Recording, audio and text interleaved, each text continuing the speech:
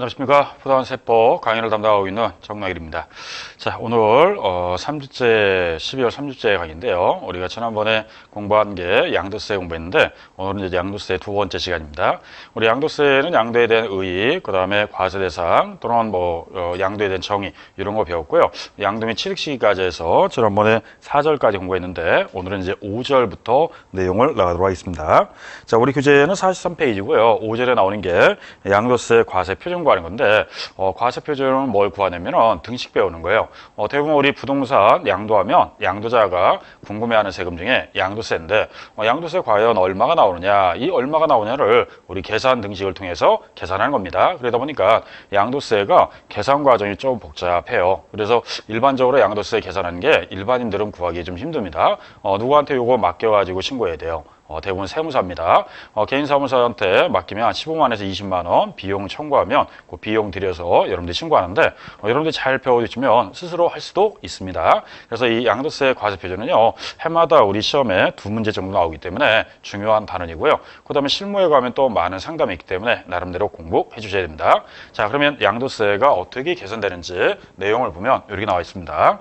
자, 우선 양도소득세는요, 일단 차익이 있어야 돼요. 차익이 있다는 거는 자기가 산 거보다 파는 것이 커야 되겠죠. 그래서 처음에는 양도가액부터 출발합니다. 자, 양도가액에서 취득가액을 마이너스 합니다. 그럼 내가 얼마에 사서 얼마에 팔았는데 얼마 이익 받구나. 이렇게 차익이 있어야지만 양도세를 과세하는 겁니다. 자, 그리고 취득에서 보유하고 양도할 때까지 각종 경비가 들어간다. 그래서 기타의 필요 경비가 있는데 기타의 필요 경비를 마이너스 해주면 나오는 차익이 양도 차익이다. 이렇게 나와 있습니다. 자, 1번 등식은 양도 차익을 구하는 등식인데 여기 나오는 이 양도가액에서 취득가액을 빼고 기타의 필요 경비를 마이너스하면 양도 차익이다. 이게 1번 등식입니다. 자, 올해 26회 때 요 1번 등식을 이용해서 이론을 문제를 냈고요. 작년에 25회 때는 양도 차익을 구하라 계산 문제도 냈어요. 그러니까 1번은 최근에 와서 자주 내기 때문에 1번 등식은 여러분들 꼭 알아야 되고요. 좀 이따 우리 가격을 어떤 가격을 쓸 거냐, 이 이론적인 걸 배울 겁니다. 자, 그러면 양도 차익이 나오면요, 두 번째는 양도 차익에서 장기 보유 특별공제라는 게 있어요. 이 장기 보유 특별공제를 공제받으면 나오는 것이 양도 소득금액이다. 그래서 두 번째 등식은 양도 소득금액을 구하는 등식입니다. 자, 세 번째 표현은요, 양도 소득금액에서 기본공제라는 게 있는데 기본공제를 마이너스 해주면 나오는 게 과세 표준이다. 이렇게 나와 있습니다. 자, 기본적으로 공제하는 것이 얼마냐? 연 250만 원 정도 공제합니다. 그러면 연간 250만 원을 누구나 다 기본적으로 공제해 주겠다. 그래서 기본공제가 있고요. 그걸 마이너스하면 과세 표준이 나옵니다. 자, 네 번째 등식은요, 과세 표준이 나오면 법에 정한 율, 세율이라는 게 있습니다. 세율을 곱하게 되면 세금에 대한 산출세액이 나온다. 이렇게 나와 있습니다. 그래서 등식상 네 번째는 세액을 산출한다. 여기까지 우리가 산출하는 등식을 배울 건데 이번 시간에 배우는 게 1번 양도 차익을 구하는 거, 두 번째 양도 소득금액 구하는 거, 세 번째 과세 표준, 네 번째 산출세. 이렇게 해서 세금을 산출한 다음에 이 산출한 세액을 신고하고 납부하셔야 됩니다. 신고 납부를 이행하지 않으면 우리 법에 처벌하는 가산세라는 게 있죠. 이렇게 해서 우리 등식 네 가지를 설명할 건데 그 중에서 가장 어려운 것 중에 하나가 1번이다. 이렇게 생각하시면 되고요. 자, 이거 참고로요, 우리 부동산을 투자할 때는 앞으로 단독 소유하느냐, 부부 공동 소유하느냐, 이거에 따라 세금 차이가 틀리는데 우리 절세 효과가 있습니다. 자, 예를 들어서 볼게요. 우리 단독으로 소유했는데 이 상가 건물을 2년 하고도 6개월 보유하고 팔았다.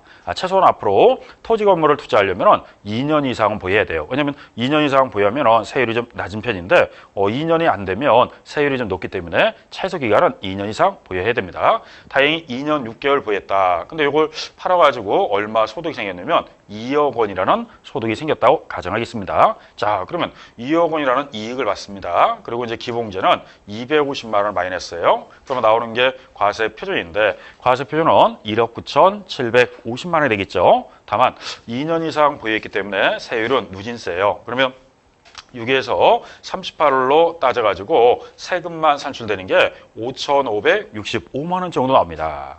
자, 생각보다 세금 어때요? 좀 많이 나오죠. 자, 우리가 버린 거는 2억인데 세금으로 납부할 게 5,565만 원입니다. 아무래도 세금을 납부하는 납세자 입장에서는 이 5,565만 원 큰 돈이에요, 작은 돈이에요? 상당히 크죠. 그럼 3천만 원 나오면 큰가요, 작은가요?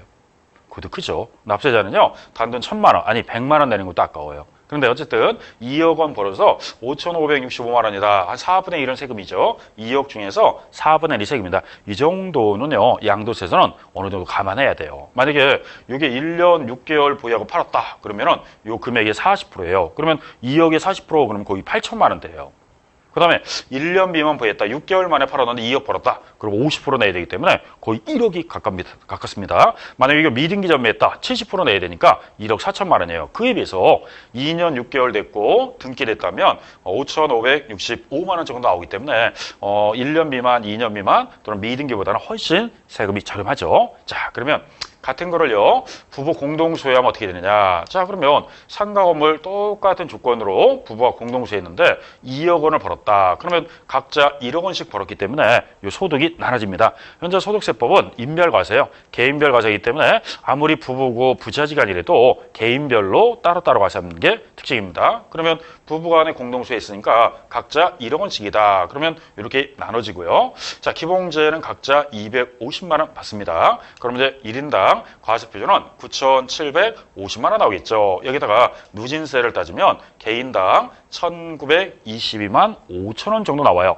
그러면 1,922만 5천 원, 1,922만 5천 원에서 양쪽이 다 부부니까 합치면은 3,845만 원 나오겠죠. 그러면 단독 소유할 때는 무려 5,565만 원이라면 부부 공동세 했으면 3,845만 원 정도 나옵니다. 자, 이랬을 때 절세 효과는요, 약 1,720만 원 정도 절세할 수 있기 때문에 가능하면 앞으로 여러분들이 부동산을 투자한다 그러면요, 팔 때 생각하는 게 아니라 취득할 때부터 부부 공동 소유하면 조금이라도 절세할 수 있습니다. 이렇게 이 부부 공동 소유가 왜 절세하느냐? 그 이유는요, 누진세인데 우리 양도세는 최저 6%부터 최고 38%까지예요. 이렇게 단계별로 세율이 높아지는데 소득이 분산되면 아무래도 35%에서 이렇게 9,750만 원이면 35%에 머물지만 2억 원, 이 1억 9,750만 원 따지면 최대 38%까지 올라갈 수 있기 때문에 이런 세율 원리 때문에 가능하면 소득은 분산되면요, 그만큼 누진이 덜 되기 때문에 세금 부담이 적어진다 이 뜻이에요. 그래서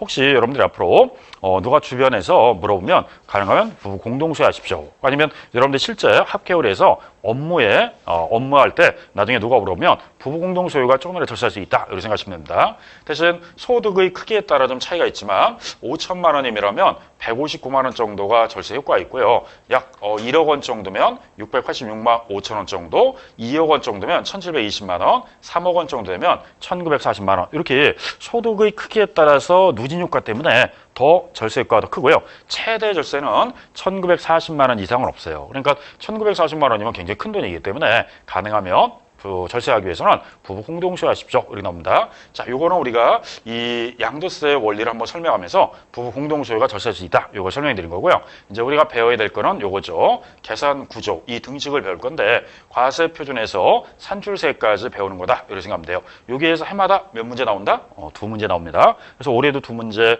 25회 때도 2문제, 24회 때 2문제니까 최근에는요, 계속해서 2문제씩 나오기 때문에 내년에도 2문제 나올 수 있다. 이렇게 생각하면 되고요. 세법은 계산 문제가 몇 문제?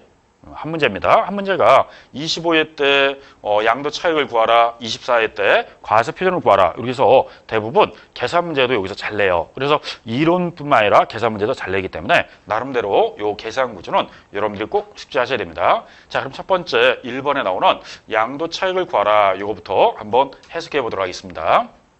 첫 번째는 양도가액에서 취득가액을 빼주고요. 기타의 필요경비를 마이너스하면 나오는 게 양도차익이다 이렇게 나와 있습니다.